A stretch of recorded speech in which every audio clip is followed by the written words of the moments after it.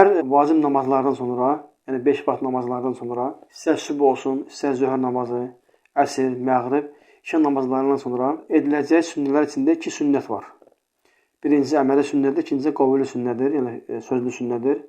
Əməli sünnə odur ki, salam verəndən sonra yerindən tərpənməmək, oturduğun yerdə qalmaq. İkinci isə oturduğun yerdə bu zikirləri etmək. Yəni sünnədə varid olan müəyyən zikirlər var, bu hamı bilir. 33 dəfə Subhanallah demək, 33 dəfə Elhamdülillah demək, 33 dəfə Allahu Ekber demək, və yaxud da ayət-i kürsünü oxumaq, İxlas, Fəlləq, Nas və digər ayətləri oxumaq və digər sünnədə varid olan zikirləri etmək. Demək, bu qovlu sünnədir, yəni sözlü sünnədir.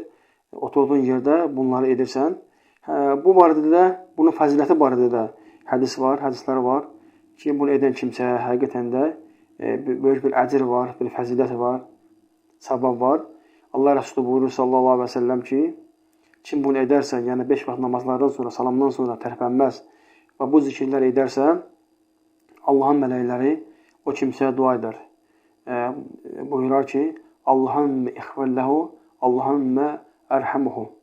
Allahım onu bağışla, Allahım ona rəhm et.